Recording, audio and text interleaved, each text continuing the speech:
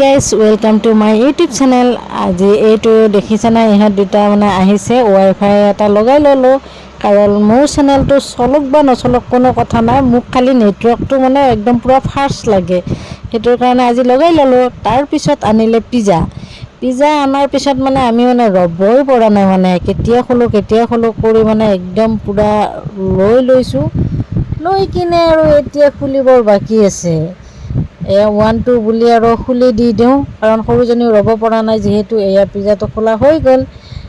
তাৰপিছত ইয়াতে মছলা পাতি মানে লগাই দি দিছে, আৰু মোৰ মানে একদম পূৰা পাকাত মানে বাগৰি আছোঁ, কাৰণ গৰমো বহুত পৰিছে যে, সেইটো কাৰণে পিজ্জাৰ গোন্ধ পাই মানে লগে লগে উঠিছোঁ দিয়াচোন।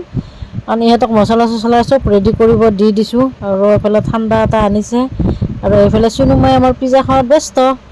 আৰু এইফালে ময়ো আৰু বাকী এৰা নাই, ময়ো খালোঁ। খাই দি মেলি এয়া পূৰা বিন্দাছ, এইটোৰ পিছত সিটো খাওঁ, সেইটোৰ পিছত এইটো খাৱাই কাম।